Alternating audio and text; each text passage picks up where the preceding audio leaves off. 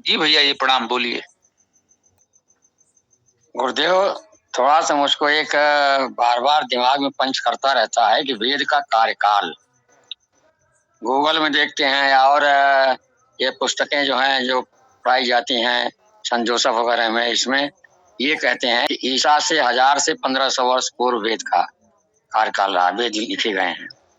और यहाँ कृष्ण भगवान के समय में जो कि 52-53 वर्ष हो चुका, उस समय वेद व्यास जी थे।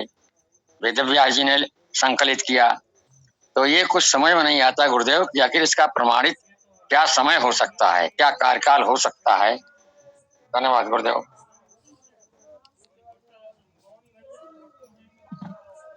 आप जो चर्चा कर रहे हैं, मुझे लगता है कि चर्चा ही बेकार है, क्योंकि जो भी कॉन्वेंट वाले क्रिश्चियन वाले बताएंगे वो तो उतना ही बताएंगे, लेकिन कम से कम इस बात से आपको संतोष रहना चाहिए कि वो भी तो ये मानने को तैयार है कि 1500 वर्ष पुराना है, तो 2500 जो भी 2000 वर्ष निकले हैं और 1500 और जोड़ दो तो 3500 वर्ष तो वैसे ही हो गए।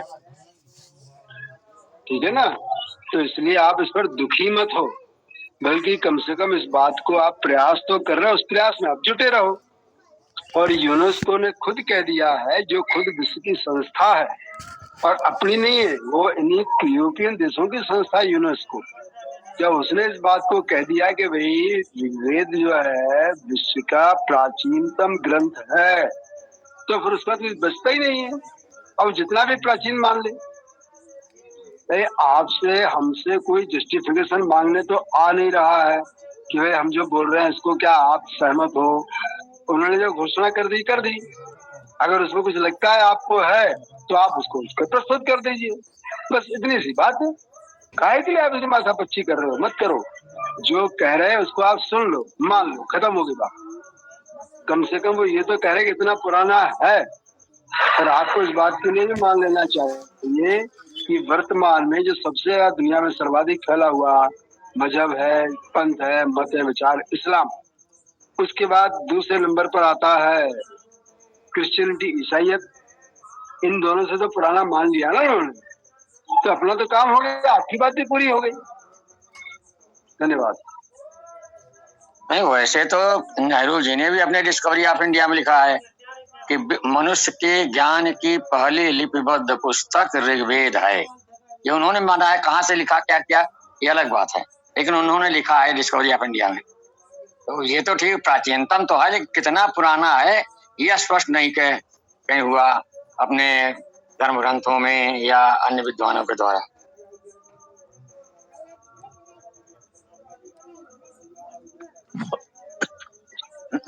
तो ये प्रश्न सटीक है, चर्चा हुई भी है। इसको इस प्रकार समझ लें कि वेद की रचना ठीक ठीक कब हुई, मनुष्य को वेद सर्वप्रथम कब किस रूप में प्राप्त हुए, वो समय कभी निश्चित किया ही नहीं जा सकता। ठीक है ना? इस बात को पहले दृढ़ता से ये स्वीकार करें कि वेद के प्रादुर्भाव का समय निश्चित किया ही नहीं जा सकता, ये संभव नहीं है। क्योंकि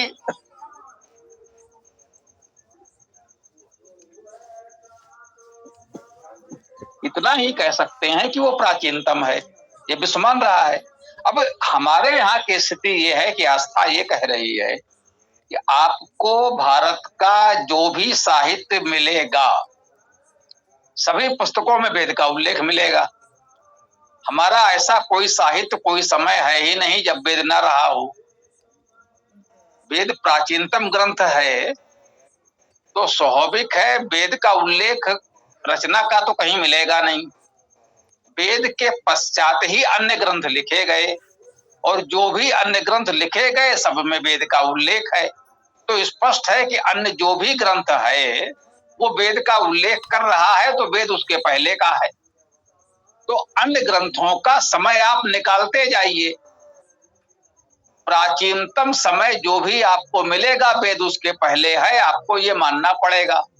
तो इस प्रकार से वेद का समय कभी निश्चित किया ही नहीं जा सकता। ये यूनेस्को या अन्य संस्थाएं जो कह रही हैं कि वेद इतना प्राचीन है, तो जो समझिए वो ये बता रहे हैं कि उनको इतने समय पहले वेद के होने का प्रमाण मिला है। उसके पहले कब से है इसकी जानकारी उन्हें नहीं है। उन्होंने ये नहीं कहा है कि इसके पहले वेद नहीं था। उन्होंने ये कहा कि वेद इतने समय पहले भी था, ये जानकारी मिली है। जैसे दूसरा प्रश्न ये उठता है, कुछ लोग उठाते हैं, यद्यप वो हास्यास्पद है, कि भाई वेद लिखा हुआ आपके पास कितना प्राचीन उपलब्ध है। स्वाभाविक आप सोचिए कि यदि ये प्रश्न किया जाए कि लिखित रूप में वेद की सबसे प्राचीन प्रति कौन सी है, कितनी पुरानी उपलब्ध है, तो स्वाभाविक है वेद जिस पर भी लिखा गया होगा, भोजपत्र, तालपत्र आदि पर कागज का आविष्कार होने से पहले, तो भी वो कितना प्राचीन हो सकता है, अधिक से अधिक, क्योंकि उसका तो अपना एक आयु कार्यकाल होगा ना, कि कोई भी कागज पर लिखा हुआ है तो कागज कितने समय रह सकता है। कागज तो नश्वर है, कुछ समय पश्चात नष्ट हो जाएगा। भोजपत्र, तालपत्र पर प्राचीन लिपियां, प्रतिलिपियां जो तैयार की गई होंगी, वो अधिकतम कितनी प्राचीन हो सकती हैं, कुछ समय के पश्चात वो नष्ट हो जाएंगी। तो हजारों वर्ष प्राचीन लिखित रूप में वेद की कोई प्रति मिल ही नहीं सकती। यदि कोई ये कहना चाहे कि भाई वेद यदि इतना प्राचीन है तो आप 5000 वर्ष पुराना लिखित वेद दिखाइए, तो वो तो असंभव है, मिल ही नहीं सकता। ईसा मसीह के समय की बाइबल नहीं मिल सकती, मोहम्मद साहब के समय का कुरान नहीं मिल सकता, क्योंकि इतनी प्राचीन प्रति किस चीज पर लिखी गई होगी जो सुरक्षित रहे। हाँ, उस समय यदि पत्थरों पर लिखने की कला का विकास हो गया होता और इस भावना से कि यह प्रश्न उठेगा, लोगों ने पत्थरों पर पूरा ग्रंथ लिख करके कहीं सुरक्षित रख दिया होता, तो कहते लो भाई पत्थर पर लिखा हुआ ये मिला। अब समस्या ये भी है, यदि पत्थर पर लिखा हुआ कुछ मिले भी तो वो कब लिखा गया, ये समय कैसे तय होगा। ये समय तय हो ही नहीं सकता। एक बात और समझ लीजिए, एक समस्या और है, ये पत्थर पर आप लिख देंगे तो लिखने का समय तय करना बहुत कठिन है। लोग झट से कह देते हैं कार्बन डेटिंग, लोग जानते ही नहीं कार्बन डेटिंग होती क्या है। कार्बन डेटिंग केवल जीवित पदार्थों की होती है, निर्जीव पदार्थों की होती ही नहीं। जैसे हमने मौर्यों के समय की बात की तो बोले अशोक के स्तंभ मिले हैं, कार्बन डेटिंग। मैंने कहा भाई वो पत्थर के स्तंभ है, उसकी कार्बन डेटिंग हो ही नहीं सकती।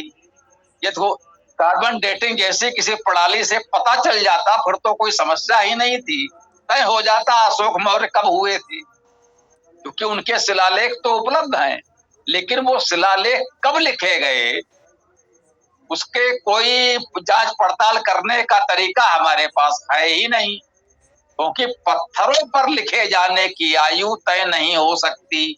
पत्थर की यह मूर्ति कब बनी थी इसकी आयु तय नहीं हो सकती। पत्थर कब बना था ये भले तय हो जाए, वो लाखों करोड़ों वर्षों में आएगा पत्थर कब बना था, लेकिन पत्थर से मूर्ति कब बनी, पत्थर से शिलालेख कब बना, इसकी जांच पड़ताल का कोई तरीका भी नहीं है। और ये सच है कि पहले भोजपत्र, तालपत्र आदि पर लिखा जाता था, तो वो तो कुछ शताब्दी पुराना भी नहीं मिलेगा। वेद फिर भी कुछ 100 वर्ष प्राचीन लिखित रूप में प्रतियां उपलब्ध हुई हैं, ये भी बड़ी बात है कि कुछ 100 वर्ष प्राचीन मिली हैं, हजारों वर्ष प्राचीन संभव ही नहीं है। दूसरा एक समस्या है, सिंधु घाटी की लिपि अभी तक पढ़ी नहीं जा सकी है, तो उससे कुछ पता चलता, यदि उसमें कुछ उल्लेख मिलता तो उसके कुछ समय तो मिल ही रहा है। एक प्राचीनतम इतिहास की तिथि वही है हमारे पास, लेकिन उसमें कुछ लिखा हुआ जो मिला है वो पढ़ा ही नहीं जा सका है अभी तक। अब क्या कहें हमारे यहाँ के विद्वानों को, जो अशोक मौर्य के शिलालेख थे वो भी इस देश के लोग पढ़ना नहीं जानते थे, उसको भी यूरोप वालों ने परिश्रम करके पढ़ा, वो लिपि, वो अक्षर वर्णमाला इस देश के पंडितों विद्वानों को नहीं जानकारी थी, कोई नहीं पढ़ना जानता था। उसको उन्होंने अपनी बुद्धि लगाकर जैसे तैसे उस लिपि को पढ़ा और वो ब्राह्मी लिपि के नाम से उसकी पूरी वर्णमाला बनाकर उन्होंने दे दी। अब उस वर्णमाला के सहारे आप उस लिपि को पूरी तरह पढ़ सकते हैं। ये कार्य भी यूरोप के लोगों ने किया, इस देश के लोगों ने नहीं किया। तो हम तो यूरोप के लोगों के आभारी हैं। मुझे वास्तव में कष्ट होता है जब लोग बिना सोचे समझे यूरोप वालों को कोसने लगते हैं कि उन्होंने हमारी सभ्यता संस्कृत को दबाया। अरे भाई, वही तो खोज कर निकाल कर लाए, तुम्हारे पास था क्या? ये तो अशोक मौर्य की लिपि भी नहीं पढ़ पा रहे थे।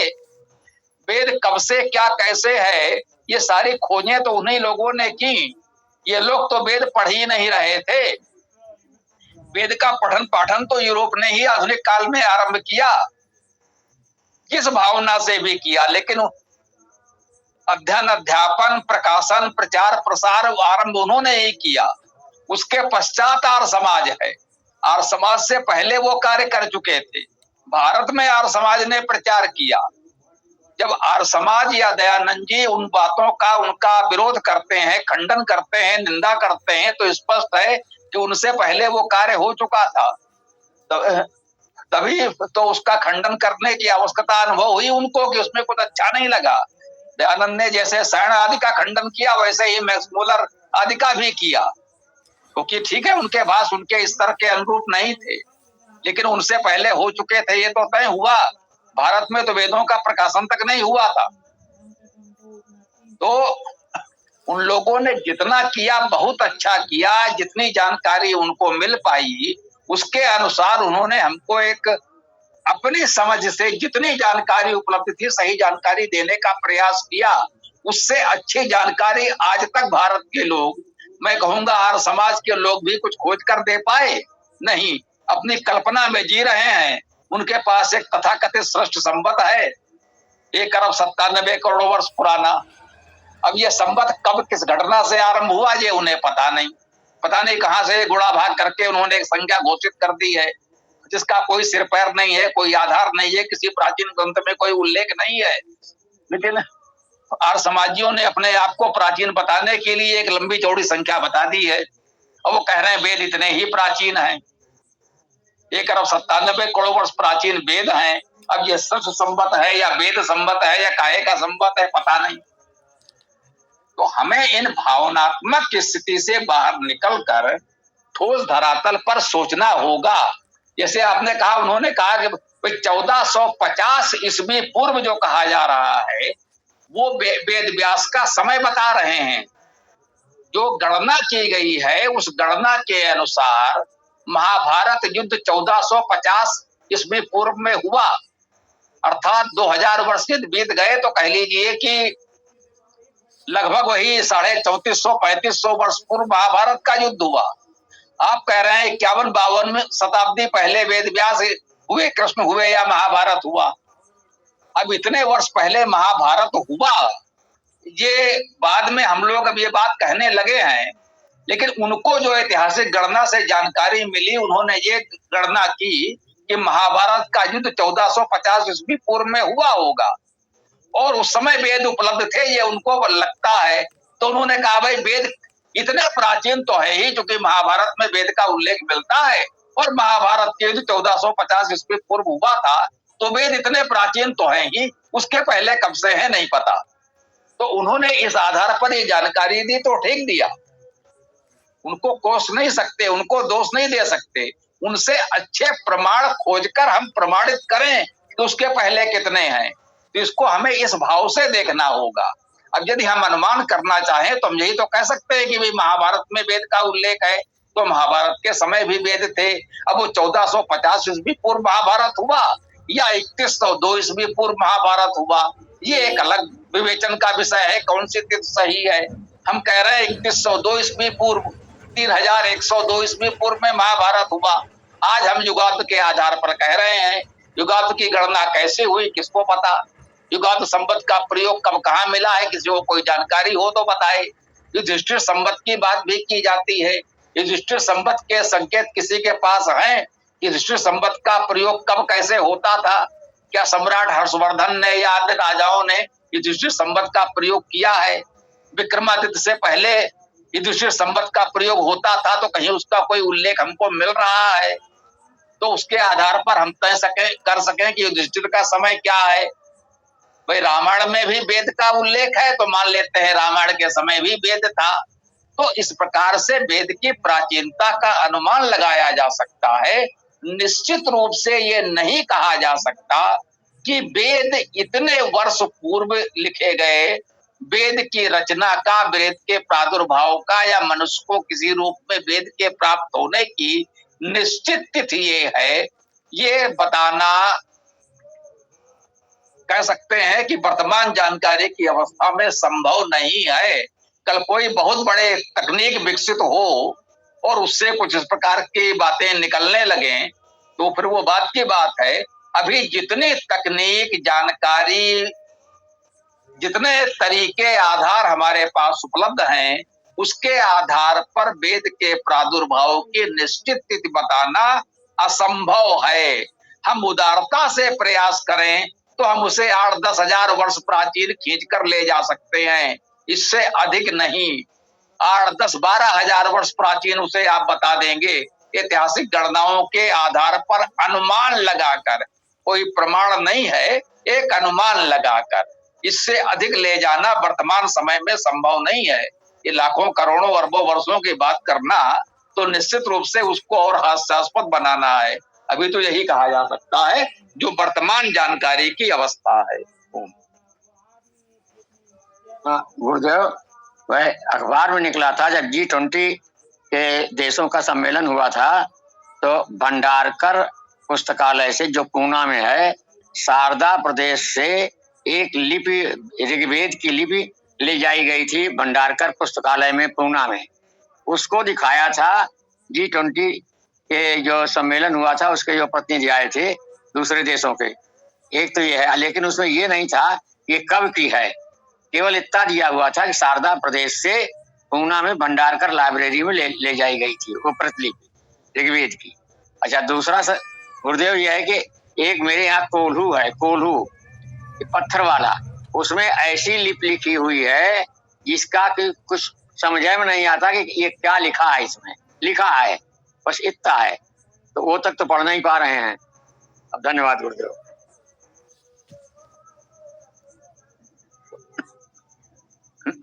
जी, वो जो प्रति ले जाई गई थी तो स्वाभाविक है 100-200 वर्ष प्राचीन होगी, 300-400 वर्ष प्राचीन होगी, इससे अधिक प्राचीन नहीं हो सकती जो वो प्रतिलिपि ले जाई गई थी। तो यही धरोहर है कि चलो भाई ठीक है, बंधुओं के दर्शन करने के लिए, उससे वेद की प्राचीनता तय नहीं होगी। हाँ, उसका भी महत्व है, ये सैकड़ों वर्ष प्राचीन है तो उसका एक महत्व तो है। हाँ, जो आप कह रहे हैं आपके पास कोई पत्थर का कोई शिलालेख या किसी रूप में जैसा भी आपके पास है उसे पढ़ा नहीं जा पा रहा है, तो यही बात है ना कि यहाँ के लोगों ने विद्या को सुरक्षित रखने पर ध्यान ही नहीं दिया। यदि ब्राह्मी लिपि या सिंधु घाटी की लिपि पढ़ने वाले होते, उसका प्रयोग हो रहा होता, उसको लोग लिखते, पढ़ते, पढ़ाते, गुरुकुलों में कुछ चल रहा होता तो आगे समस्याएं नहीं आती, है ना। मौर्यों की लिपि, अशोक मौर्य की लिपि अंग्रेजों ने पढ़ दी, बड़ी कृपा की। अब यहाँ के मैं देखता हूँ, बड़ा हास्यास्पद ही लगता है, हंसी आती है। आपने भी देखा होगा सोशल मीडिया पर और वैसे भी चर्चा में, वो सिंधु घाटी की लिपि को वो इसलिए नहीं पढ़ना चाहते हैं कि उससे भारत के संस्कृति की महत्ता स्थापित हो जाएगी। अरे भाई, वो नहीं पढ़ना चाहते तो तुम काहे नहीं पढ़ देते हो भाई, उन्हीं के भरोसे बैठे रहोगे। मौर्यों की ब्राह्मी लिपि उन्होंने पढ़ दी, बड़ी कृपा की आपके ऊपर, आप क्यों नहीं पढ़ पा रहे थे? आपको ईश्वर ने बुद्धि नहीं दी है, आप पूरी तरह से बुद्धिहीन हैं। जितने यहाँ के तथाकथित राष्ट्रवादी, हिंदूवादी, इस तरह के लोग हैं जो केवल यूरोप को कोस रहे हैं कि भाई उन्होंने सिंधु घाटी की लिपि नहीं पढ़ के दे रहे, तो भैया आपके पास बुद्धि नहीं है, आप क्यों नहीं पढ़ के दे रहे हो? आप पढ़ के बता दो। तो ये नकारात्मक सोच वाले हैं, स्वयं तो कुछ कर नहीं सकते, केवल दूसरों को कोस रहे हैं। तो उससे बाहर निकलकर थोड़ा सा प्रयास करें तो कुछ निकल के आ सकता है। अब आपके पास ही मान लीजिए कुछ है, आपने बताया पत्थर पर लिखा हुआ है, जो कुछ भी है, अब वो पढ़ने में नहीं आ रहा है, तो स्वाभाविक है वो प्राचीन है। इससे ये तो पता चलता है कि वो प्राचीन है, वो ब्राह्मी लिपि होगी। अब लोग ब्राह्मी लिपि से भी अभी परिचित नहीं है। यदि वो लिपि भेजे देखें तो ये मान लीजिए कि हो सकता है वो गुप्त काल की ब्राह्मी लिपि हो, तो उसको तो गुप्त काल की लिपि पढ़ने वाले आपको मिल जाएंगे, वो पढ़ के बता सकते हैं, कोई बहुत कठिन नहीं है मुझे लगता है। अभी सिंधु घाटी की लिपि तो नहीं पढ़ी जा सकी है, लेकिन जब मौर्यों की लिपि पढ़ ली गई, गुप्त काल की लिपि पढ़ ली गई, तो उतना तो अभी स्पष्ट हो गया है वो अंग्रेजों की कृपा से, तो ये प्राचीन लिपियां तो पढ़ने में आ गई हैं।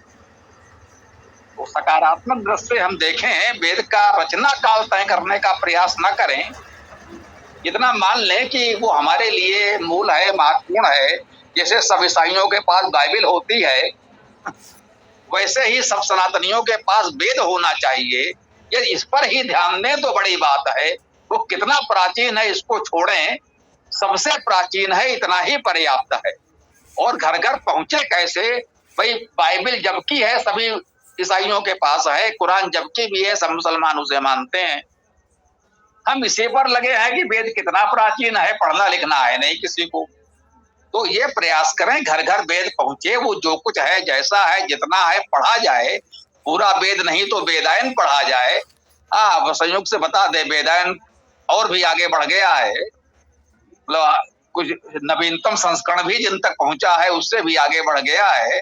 अब जो समझ लीजिए कि वेदायन में इस समय 81 सूक्त और 731 मंत्र हैं, और पृष्ठ संख्या 700 तो हो गई है मान लीजिए। तो ना, आप सबसे जो भी विचार विमर्श सुबह चर्चा हुई, कुछ लोगों ने कुछ कहा सुना, तो सबकी बातों को ध्यान में रखते हुए तो ये संस्करण लगभग तैयार हो गया है। प्रयास होगा दीपावली तक इसे आगे बढ़ा दिया जाए। तो अब ये समझिए कि लघुवेद के रूप में वेदायन ही पहुंच जाए तो लोगों का वेद से जुड़ाव तो हो। वेद कितने प्राचीन हैं, किसने वेद का सही अर्थ किया, किसने वेद का सही अर्थ नहीं किया, किसने वेद का अनर्थ किया, अरे भाई हम यही इसी विवाद में लगे रहेंगे या वेद लोगों तक पहुंचाएंगे भी, वेद को पढ़ेंगे भी? तो ये आर्य समाजी हो या अन्य तथाकथित राष्ट्रवादी हो, इन्हें पढ़ना पढ़ाना नहीं है, बस केवल ये विवाद करते रहना है कि साहब मैक्स मुलर ने उसका अर्थ ठीक नहीं किया, सारण ने उसका अर्थ ठीक नहीं किया, उबट महीधर ने उसका अर्थ ठीक नहीं किया। अरे भाई, जो कुछ किया धरा है तुम्हारा बहुत अच्छा है, तो उसे लोगों तक पहुंचाने का प्रयास तो करो। केवल लोगों के कोसते रहोगे उससे तो भला नहीं होगा ना। आपका बहुत अच्छा अर्थ है तो प्रयास करो वो लोगों तक पहुंचे। जैसे ये लोग गीता, रामचरितमानस, भागवत को लोगों तक पहुंचा रहे हैं, वैसे भी आपका जो भी जैसा भी है वो वेद लोगों तक पहुंचाने का प्रयास करो, तब तो कुछ आगे बात बने।